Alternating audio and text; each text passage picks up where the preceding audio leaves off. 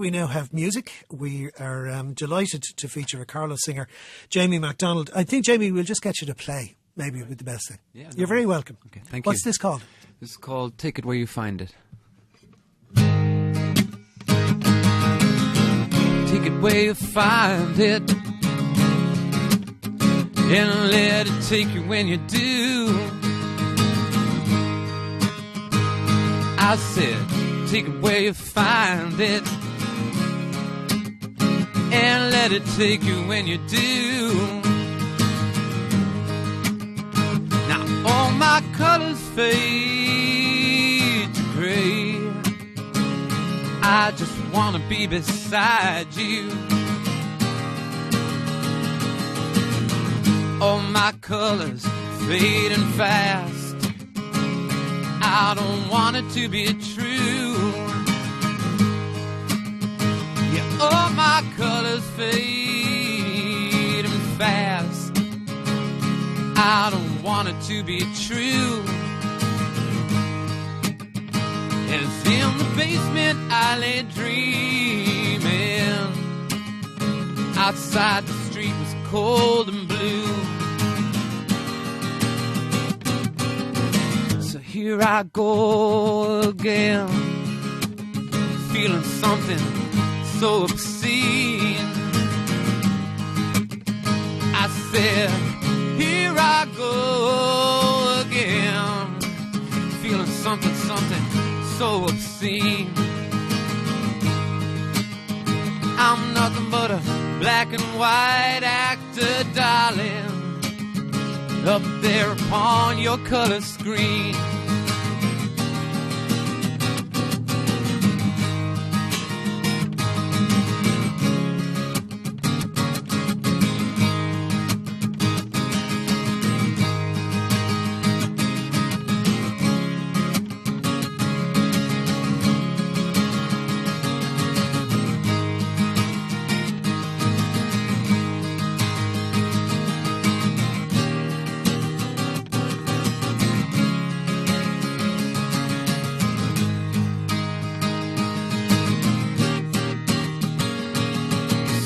Shake for me, darling. Oh, and let me know you feel it too. Come on now, shake for me, darling, darling, darling. Won't you let me know you feel it too? I'd fall to pieces right here, right now, if your love didn't stick to me like glue. So take it where you find it, oh, and let it take you when you do. I said, take it where you find it,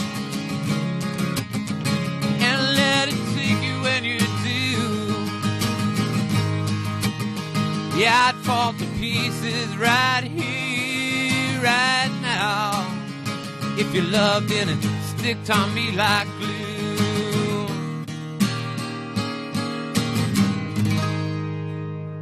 Oh, that's Jamie MacDonald. Great. Is that going to be on the new album? Yes, indeed. That's the one of the ones we've got recorded so far for the new album. Right. Yeah. You've been gone a while. You've a couple of albums under your belt, but that's right. You cut your teeth, as you say, by busking. Busking, yeah. Originally busking on the streets of Carlow and then Kilkenny. Then in the music club in the back of Clears in Kilkenny. Right. And then the rest of the world, you know. Once they've taken over the two big cities, Carlow, Kilkenny, well, you know. Where next? Then the rest of the world. The other small places. Where did you end up? Well, I ended up back in Carlow, which is... but no.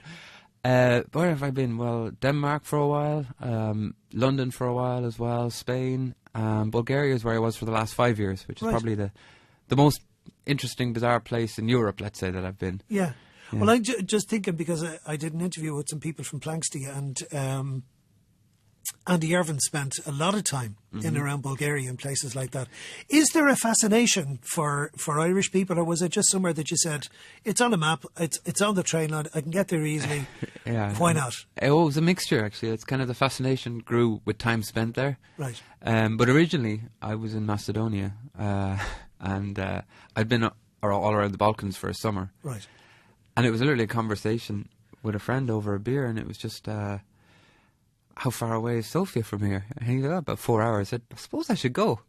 and that was it. There was no big, massive Once upon a time, it used to take 2 to 3 to get to Dublin from Carlow. Yeah, so I went, and I just felt really at home there, and I met some great people, both Bulgarian and foreigners. There's a big expat community there. Right. Foreigners, or immigrants as we call ourselves when we're there. Yeah, you know. Of course. And just really felt at home. Right. And I met my lady Nora over there, and that helped. Right, of course. Cherchez la femme. Exactly. So the family thought it was funny. I went all that way across Europe to find a girl called Nora who's Bulgarian. But anyway, yeah.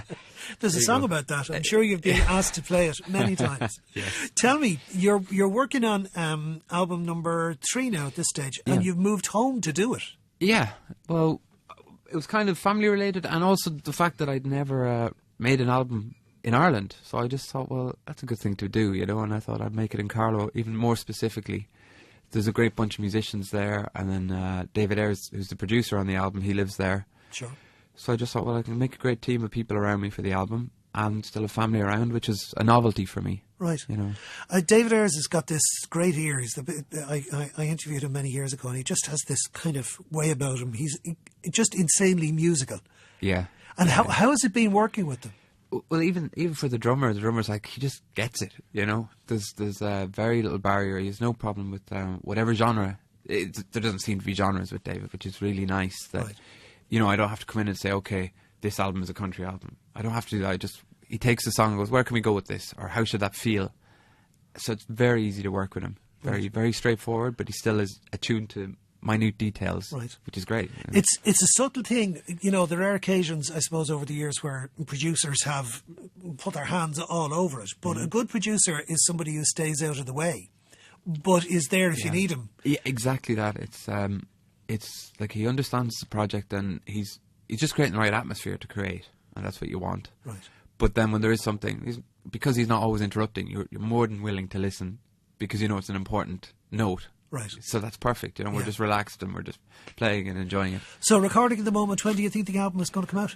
I'm hoping completely done out by May, June. That's there's one musician I want to get into work on it, and he won't be available till April. So that's all going to, you know, hopefully be determined by that. Yeah.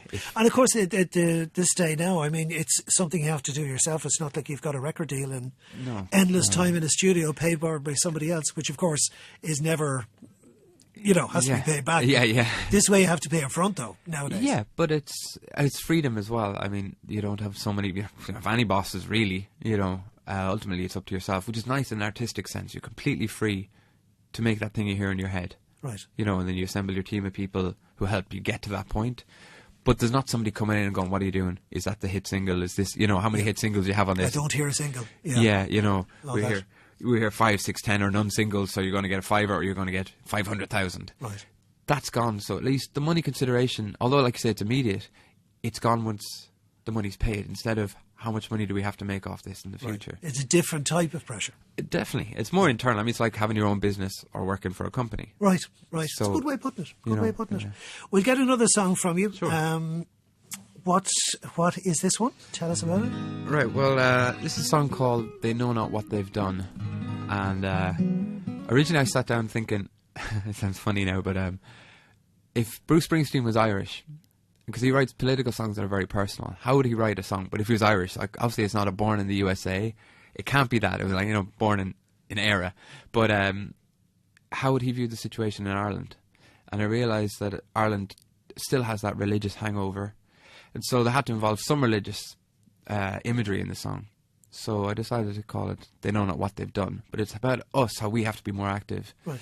Us, how we are ultimately responsible. And sometimes we say we're not. So it's about that, but it's more a personal political thing, if you get me. Gotcha. Yeah. Jamie MacDonald, and look forward to the album coming out in May, June. Yeah. Thank you very much, Lovely. Martin. Thanks a million.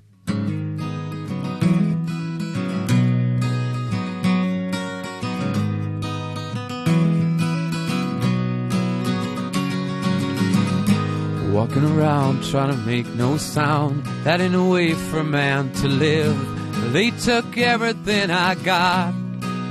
what else can I give? So I pray. Well, Hail Mary, God above, they know not what they done. I tell myself every night, I don't believe it none. Hail Mary, God above. Yes, see, I done just what they said. I worked till my fingers bled. I'll work until I die. Maybe then I'll bury me in style. Hail Mary, God above, they know not what they done. I tell myself every night, I don't believe it none. Hail Mary, God above.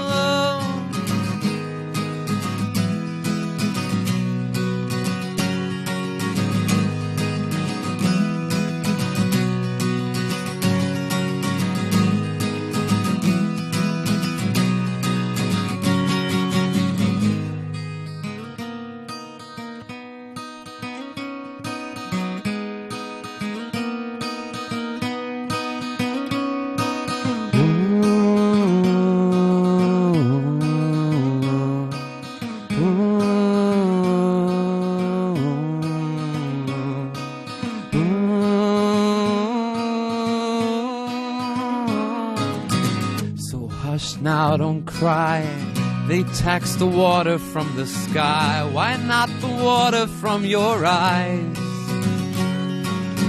Oh, I kiss your hair and touch your lips, I feel your healing fingertips. They'll never know this or no, they'll never know this and Hail Mary, God above, they know not what they done. I tell myself every night, I don't believe it none. Hail Mary, God above. Yeah, Hail Mary, God above, they know not what they done. I tell myself every night, I don't believe it none. Hail Mary, God above. Yeah, Hail Mary, God above, they know not what they done. I tell myself every night, I don't believe it none. We now have music. We are delighted to feature a Carlow singer, Jamie MacDonald. I think, Jamie, we'll just get you to play. Maybe it would be the best thing. Yeah, You're very welcome. Okay, thank What's you. this called? This is called Take It Where You Find It. Take it where you find it, and let it take you when you do. I said, take it where you find it, and let it take you when you do. Now all my colors fade to gray, I just wanna be beside you. All my colors fading fast, I don't want it to be true. Yeah, all my colors fading fast, I don't want it to be true. As in the basement I lay dreaming, outside the street was cold and blue. So here I go again, feeling something so obscene. I said,